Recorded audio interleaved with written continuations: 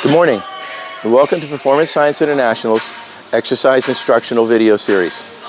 Today, we're going to do the Flye Machine. This can also be exchanged for dumbbell flies. I happen to like this machine because I prefer machines over free weights because I can push it further without worrying about having to drop the weights or the weights falling on me or getting hurt.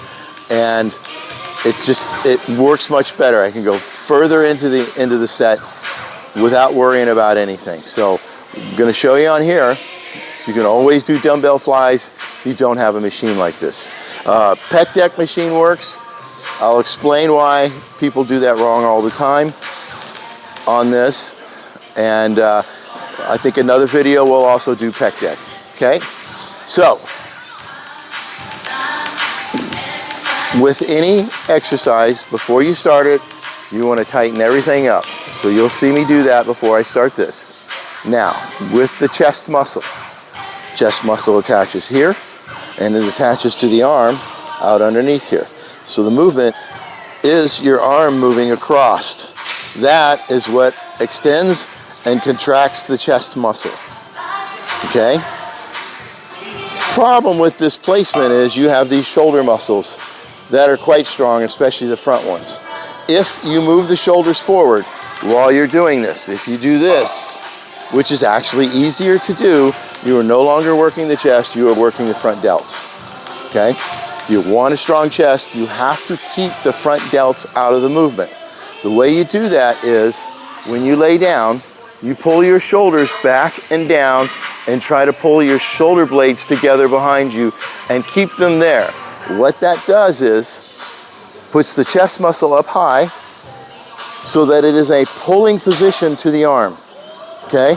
Now it is pulling up. So when you do the exercise, whether it be a fly or a press,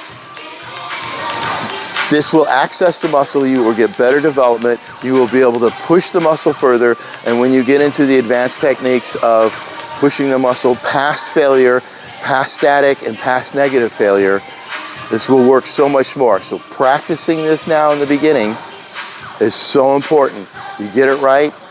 When you do your warm-up sets, you practice until you don't have to think about it anymore. Okay?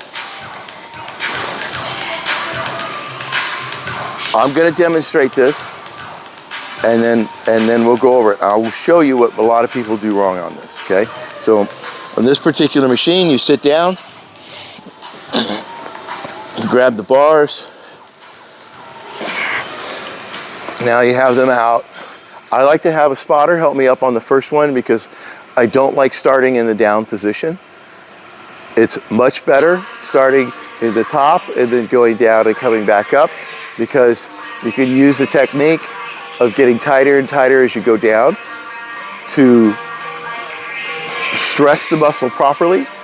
When you're like this, you're not in a very good position to hit it properly. So I will pull up, have someone help me up. Now, what I'm doing right now is pulling my shoulder blades back, sticking my chest up, and doing that. Okay, so I'm gonna do the movement.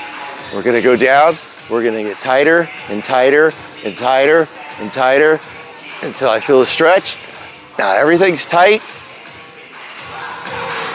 And we're just gonna squeeze till we get up. Okay, now, what I see people do all day is this.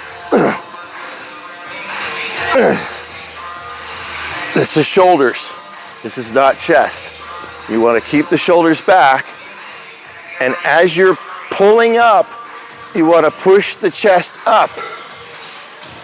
And it's gonna feel really awkward at first, but as you do it, you will find the groove, and you will feel your chest work so much stronger and harder. And then, when you get into the advanced techniques, it will work so much better because you will be directly training your chest. Okay? So, thank you for watching.